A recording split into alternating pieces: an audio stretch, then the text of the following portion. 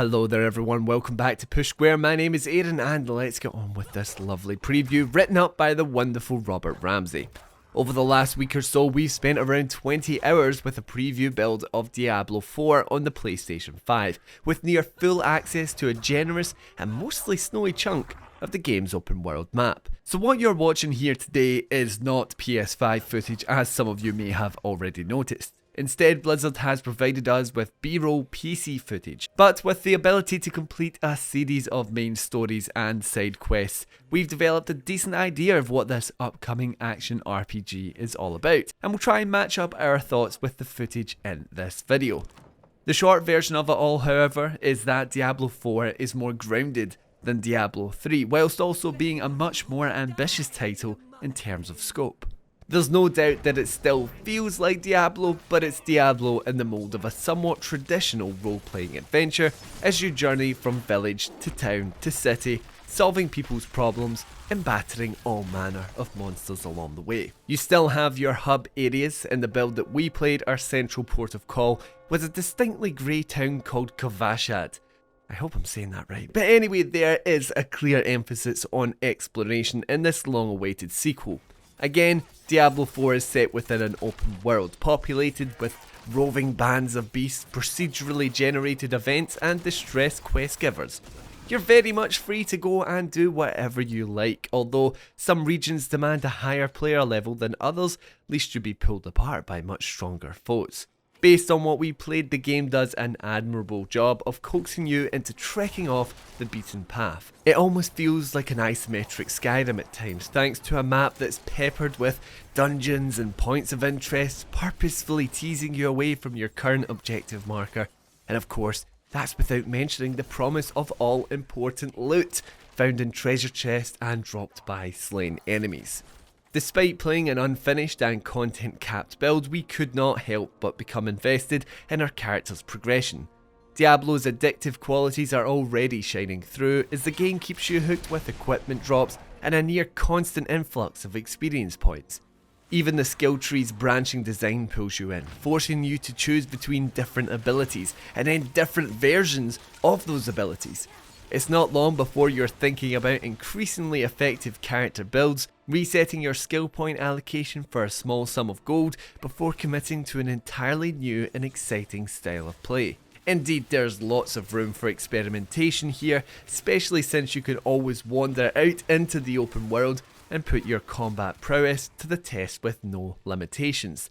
We only had access to 3 character classes, the Barbarian, Rogue and Sorcerer, but each of them feels as unique as you would expect, and that only becomes more and more apparent as you work your way through the aforementioned skill trees. However, level 25 was the cap in this preview version, which means that we could only get a taste of what a super powerful protagonist might play like. We can say though that there is definitely a more tactical edge to Diablo 4's combat.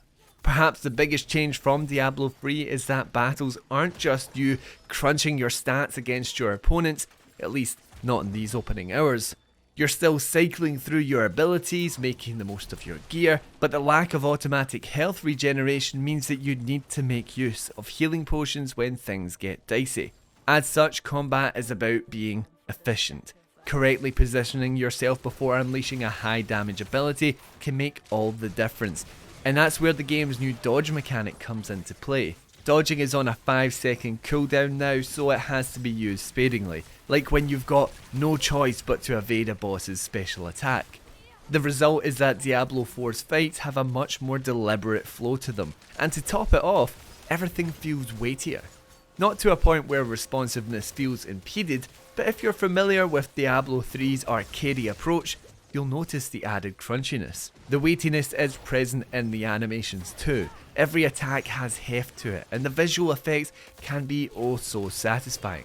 But the most important thing is that Diablo 4 just feels great to play, even at this early stage. Once you've unlocked a suite of abilities that you can mix and match, there's a fantastic sense of rhythm when you're cleaving through hordes of creatures. Going up against bosses, however, hasn't felt quite so rewarding.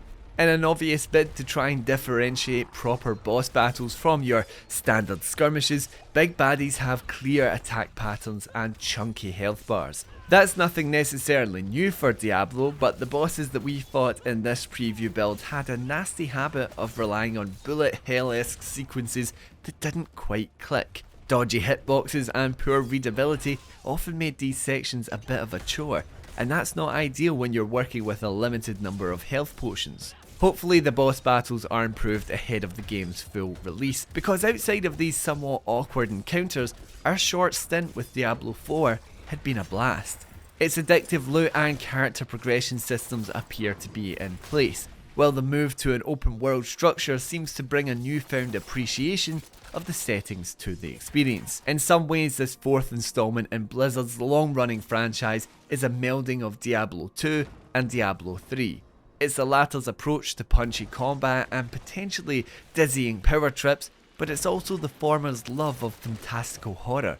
This is especially true of the game's main story, which we can't say too much about, but it's most definitely leaning into that darker side of the series.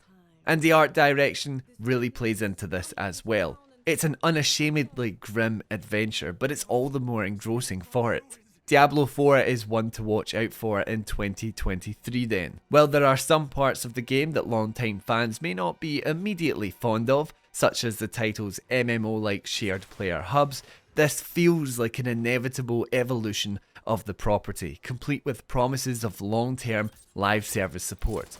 The proof, as always, will be in the pudding, but based on what we've played of Diablo 4 so far, we are hyped to hell and back.